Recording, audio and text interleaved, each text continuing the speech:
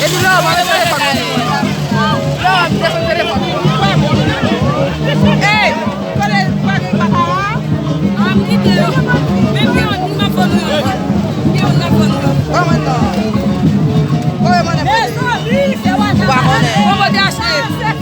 Combien on l'eau? Avec de l'eau. $25. $40. Pour aider